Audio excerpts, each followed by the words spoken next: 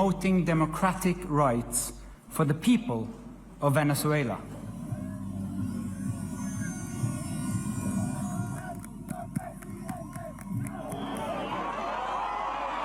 Well, people love it. They love her in Venezuela.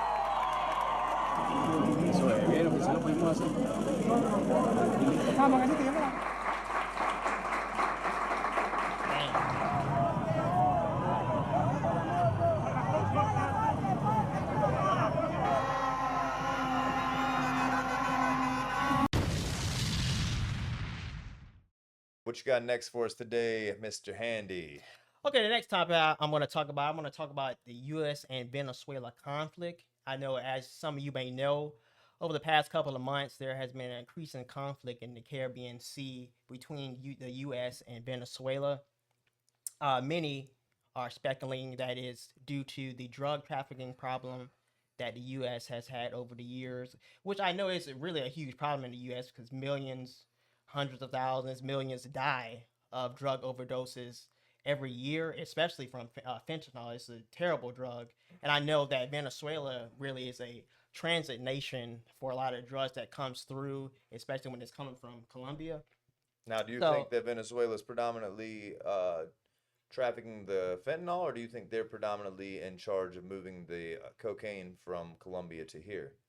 I think they're mainly transit in charge of moving the cocaine from Colombia to here, which is still killing a million. And you got to understand, when it comes to drugs like cocaine, sometimes it can be cut with other drugs too, like fentanyl. So I do understand why the U.S. and the Trump administration have concerns when it comes to Venezuela. But it's also another reason I think that Trump is going after Venezuela as well, that I'm going to get into later. Preach! But first, I want to do a brief overview of this article.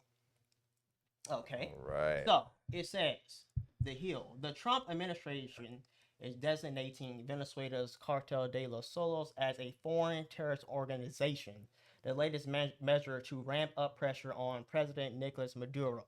The State Department formally announced the designation in the Federal Register on Monday, giving the Trump administration additional tools to go after the cartel.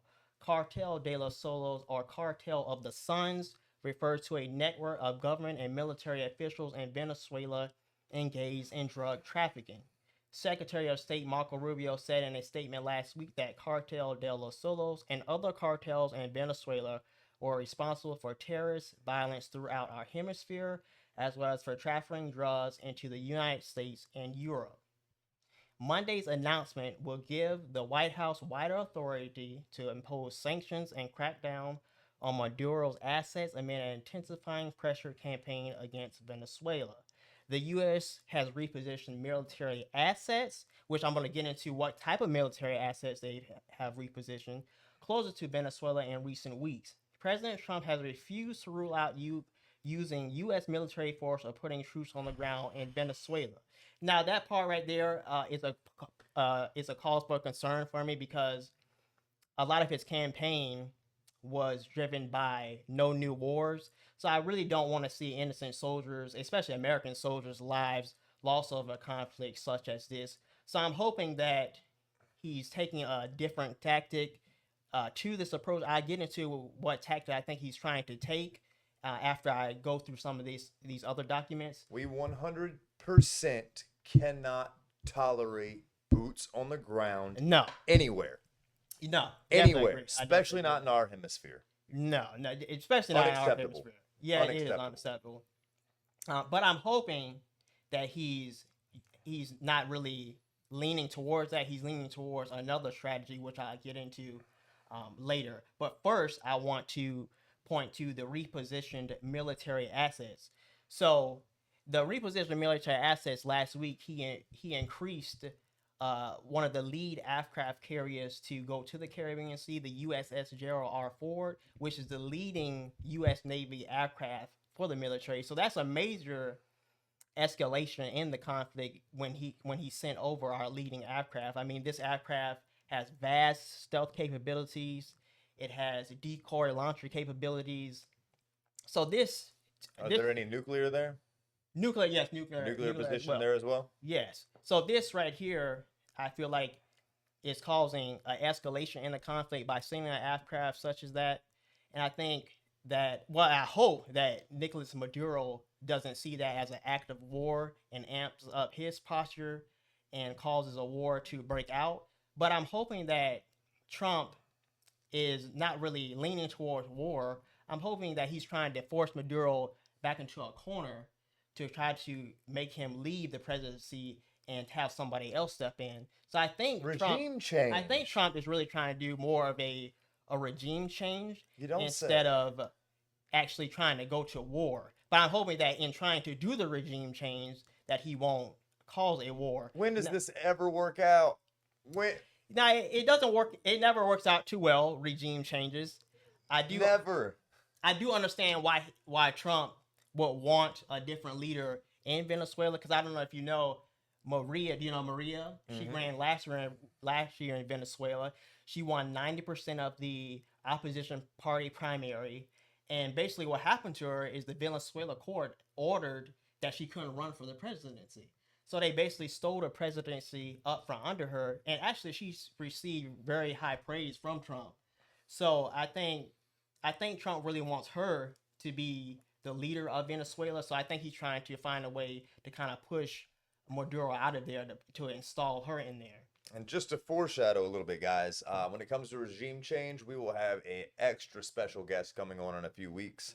And he will be discussing from a personal firsthand view regime change that he has experienced and seen, and how it has affected the nation he lives in. So you stay around for that, guys. Yeah, that's going to be interesting. Now with Maria, which I was talking about, I think that Trump and the U.S. wants regime change not only for the drug trafficking problem that's going on with Venezuela, but many people don't know that Venezuela has very strong ties with China. And China for a long time, especially I would say around 2016, the beginning of Trump's campaign to be the U.S. president, he's always had I wouldn't say vendetta, but he always has known that China is America's #1 threat. Absolutely. So he doesn't want anybody, especially Venezuela, because they're right in our backyard. He doesn't want anybody like that in our backyard that has strong connection to a country, an adversary like China. That's poses a national security threat to America. So I think he's trying to install someone like a candidate like Maria, because she will be more sympathetic towards the U.S. and she will kind of break that relationship up between China and Venezuela. So I think he's using the drug trafficking as a headline type of thing to send out to the citizens of the U.S. But in all, behind closed doors, his real true goal is to separate the relationship between Venezuela and China, which I do have an article on how strong the relationship is between Venezuela and China. Let me just pull this up here. So we have a historical background. It says China and Venezuela established formal diplomatic relations in August 1974 when Venezuela switched recognition from the Republic of China Taiwan to the People's Republic of China. Ties deepened significantly during Hugo Chavez's presidency starting in 1999, as both nations pursued a multipolar world order opposing U.S. dominance. So I want you guys to really see that part right there where it says opposing U.S. dominance. So that's what Trump is really laser focused on right there. A nation that's teaming up with another nation over decades, over years, that their complete mission is opposing U.S. dominance. What do you think about that? Yeah, that makes sense. You know, they have more information than us, we would assume, to make these decisions. And I know I say that a lot. Mm-hmm. And normally I say it with confidence and trust in the administration. That's at a low for me right now. So okay. I hope that whatever they're doing, it's for once we've really considered the outcome of regime change, because in our backyard, we don't need a civil war with hundreds of thousands of Venezuelans killing each other. No, that's definitely true. But do you agree that it's probably a two-tier approach that Trump is taking. It's not just about drug trafficking. Oh, he's It's the about- master. He's a Yeah. he's a master of chess. He definitely is always playing chess. I think he definitely has other. The agenda is not just the drugs. Right. The agenda is not just If the agenda was just to stop the fentanyl from coming in, we would sever ties with China completely via trade. Right. And that would he would have stuck to the tariffs, Mm-hmm. and continued to increase them, and Congress would have followed suit. So the fact that Congress didn't follow suit with the tariffs as well just goes to show that there's clearly another agenda at play. Yeah, and I think that agenda is to definitely cause a regime change, to separate the relationship between China and Venezuela, and install somebody like I say, like a Maria, to implement that new directive. And I also have a video. If you go to scene 3, The Nobel Peace Of Prize Maria. for 2025 to Maria Corina Machado. She is receiving the Nobel Peace Prize for her tireless work promoting democratic rights for the people of Venezuela.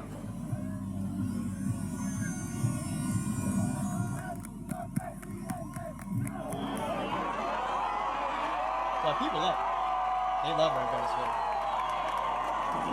Eso es, vieron que se lo pudimos hacer.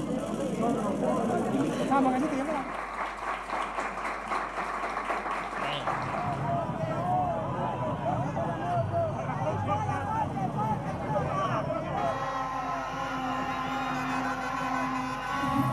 Lack of published results.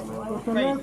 I mean, not that a published result would Mundo dictate how I González feel about an Urrutia election anyway. obtuvo el Yeah, true. 70% de los votos de esta elección y Nicolás Maduro el 30% de los votos. Esta es la verdad. Wow. No sé. Pero en todo caso, yo he decidido permanecer en Venezuela Should be lucky y if they don't kill acompañar la lucha desde aquí. Yeah, she is. She will be lucky if they don't kill her. Because she's very popular. Maria Corina Machado is one of the most extraordinary examples. So I just wanted you guys to see that little video of who I think Trump really wants to run Venezuela. I believe that if he was able to install her, America would be able to break those relationship ties between China and Venezuela, and also they'll be able to counter the drug trafficking as well. So in all, I believe it's a two-tier problem that Trump is going after when it comes to going after Venezuela. I just hope that in trying to affect a regime change in Venezuela, he doesn't cause another new war that he promised that he wouldn't start with his campaign. Well, it's also worth considering. Well, not even considering, just thinking about. Obviously, Venezuela's economy has been just severely famine from his policy. Yeah. I know that they have had over 100% inflation. Ooh, yeah, it's Um, high. But on the opposite side of it, when Chavez was president, they had 10% Christianity in Venezuela. It's now up to 20 to 25% under Okay. Maduro. The evangelicals are really supporting him. It seems like there's actually a conservative revolution going on underneath Really? of him. Now, they're taking back LGBTQ rights. They're getting rid of transgenderism. They're getting rid of that's great. anything they do to children. So they're focusing on a lot of really good things. They're getting restrictive abortion laws. Wow. They're diverting that money to social programs to help women who are pregnant. Okay, that's great. So it's the good with the bad, but the good doesn't matter if people can't eat. Yeah, that doesn't matter. Because you remember that video from last week, the food shortages Yeah, and the how they food had to lines. go 8-10 hours traveling to find food. It was crazy. Yeah, but so it's just an interesting thing to see when things have gone, to the socialist perspective with him in charge, and yet the actual social constructs of the country are drifting to the right. Yeah. So maybe it's due to his poor leadership, which is driving people to the right. That's true too. His poor leadership might be driving people to the right too. There's That no is true. time to become closer to God than when you're going through a tough time. Right, exactly. It's like So- because that's actually something I have to research the difference between Maria and him when it comes to like the right and left. Because if I remember correctly, I think she's more to the right and he's more to the left. Because he does follow more of a socialist type of Right. aspect. So you might be right that Those words right and left, though, we have to be careful with as well, because when you go from country to country, I the guess it can terms right vary. and left, they become muddied in the middle. Yeah, it's true. It's not the way we definitively look at it in America is not quite what it is everywhere else. So That is true they too. might say left, they might say right. Like I know some Mexicans who support people on the left, who support people on the right, and they wouldn't be the typical right and left that you would think those individuals would support. So Okay, Um, okay. But you might be right about that other stance that his politics are pushing people more to those type of values. but you can't knock him for reducing abortion. No, I can't knock him You for that. can't That's knock good. him for reducing That's definitely good. no more sex changes on children. You No. can't knock him for getting rid of all these things. That's definitely good. So- Because I guess he is more of a dictator, so that final say so is up to him. So I'm pretty It's just sure. interesting to see that he's a socialist, but he's a little more conservative on social issues. It's an Yeah, it's interesting weird. paradigm to look at. I guess he's more of a socialist when it comes to wealth distribution. That's Yes. probably what it is. Yes. And the wealth distribution is what drives poverty when it comes to Absolutely. socialism. So he's probably kind of a little bit more conservative when it comes to family values, social Yeah. values. But when it comes to economy and wealth distribution, then he's socialist. Because as some people may know, socialism for the government brings in more revenue. Absolutely. So that's probably why he likes Socialism. Yeah. Absolutely. for the more economic side. Mm-hmm. All right. Well, let's see here. What do you got next to dive into today?